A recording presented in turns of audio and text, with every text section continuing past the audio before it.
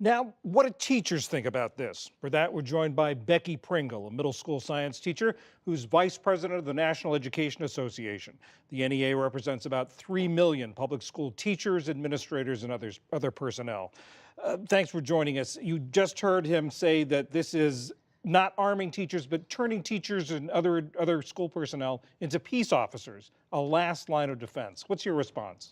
So that's not what it sounds like. It sounds like arming teachers, and our teachers across the country, as well as other educators, as he talked about in his segment, that even other educators on the campus, for them to be armed only puts more guns in our schools, and we know that that is not the way to keep our students safe.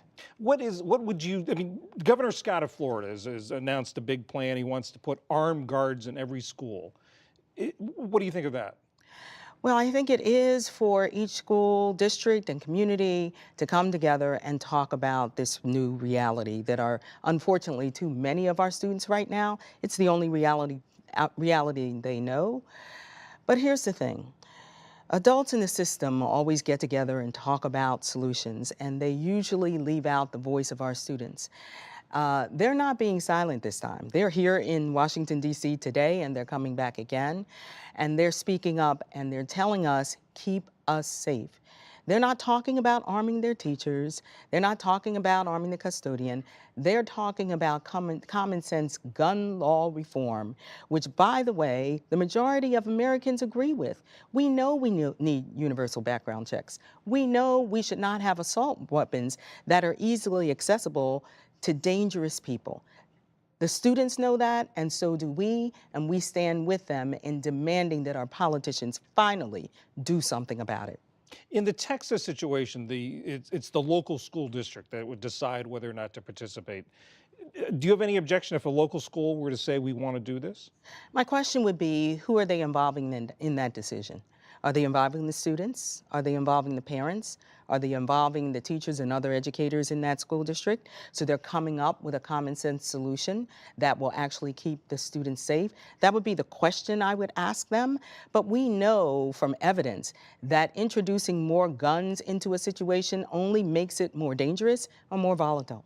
What would be the solutions you would favor? We want our politicians to finally stand up and do what's right for our students. There is absolutely no excuse for assault weapons to be easily accessible to dangerous people. We're only asking for common sense gun reform. That's what we're asking for. We know that these guns are designed to kill as many people as possible in the shortest amount of time. There is no place for those guns in our schools or in our communities.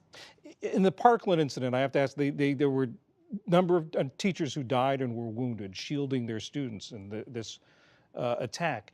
How has this job of a teacher changed since Columbine some 19 years ago? John, you know, when the president initially talked about arming teachers, I tried to imagine, you know, I'm an eighth grade science teacher and the wonder years, and my job was to instill in them the wonders of science and to give them that opportunity to explore it with me. I cannot imagine adding to the list of things that I do that already go outside of the scope of my job, carrying a loaded pistol. I cannot imagine taking on that responsibility, and that's why we're saying no. Politicians need to take their responsibility in enacting common sense gun reform. That's what needs to happen. Our students are demanding it, and so are educators. Becky Pringle, Vice President of the National Education Association. Thanks so much for joining us. Thank you, John.